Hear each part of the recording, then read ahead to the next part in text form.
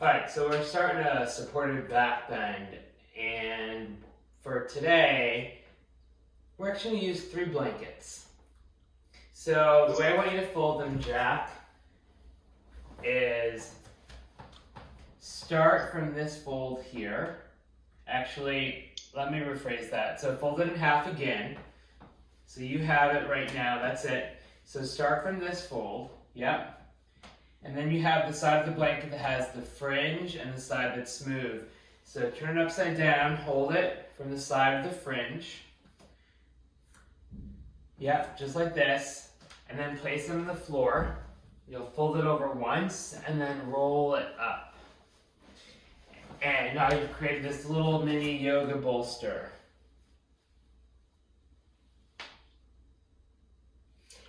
I'd like you to do this with 3 blankets, 3 of them.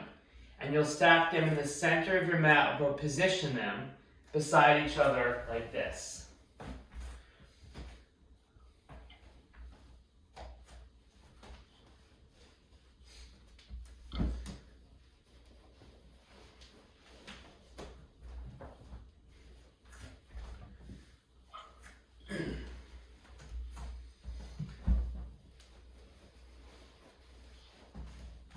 Okay.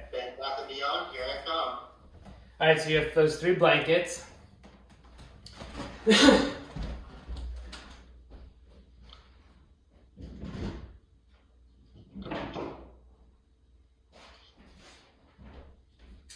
going to show you the model as well so you can see.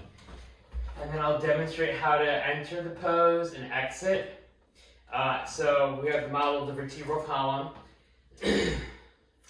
You're going to sit. So when you sit, just so you kind of get an idea that this is a back bend, that the pelvis is going to be draping over the edge of the blanket, but your buttocks isn't really quite on the floor. So if you see on this model here, the tailbone and the back of the pelvis is like, it might lightly be touching the floor, but it's not heavily on the floor. So there's a sense that you're sort of draping over, almost kind of hanging over the blankets. If you had a really long torso, you might even add an additional blanket here. So the whole spine is going to be an extension. When we enter it, I can kind of sit in front, so the back of my pelvis is flush, recline back, and I might have to adjust. And what I want is this blanket here to be right at the sacrum, so you can see my femurs drop. My pubic bone drops down. This relaxes my belly, now my low back's an extension. And then here, my shoulders aren't quite on the floor either. So the edge of the blanket that is closest to my head is roughly at the bottom tip or about mid-shoulder blade. And now I get a passive opening for the chest. The other reason I like this pose is it's sort of a mild inversion, since the lungs and the heart are elevated and the head is slightly lower than the heart. So that begins to play with our internal pressure system in the arteries, and that shift can trigger a response in our nervous system to actually lower our blood pressure if we're in the pose long enough, let's say more than at least a few minutes. So then the arms are relaxed. If they're like this and we're really tight, then we can lower the support. I'll watch you in a moment. Or I could raise up something underneath my arms as well.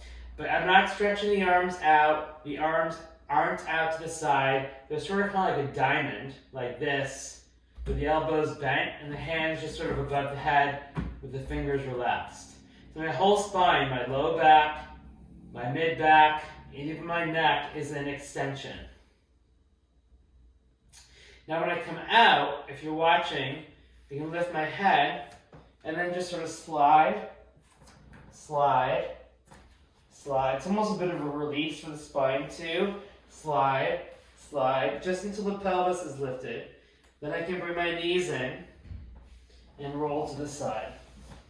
We're going to start here, and I'll take a look, see where you're at.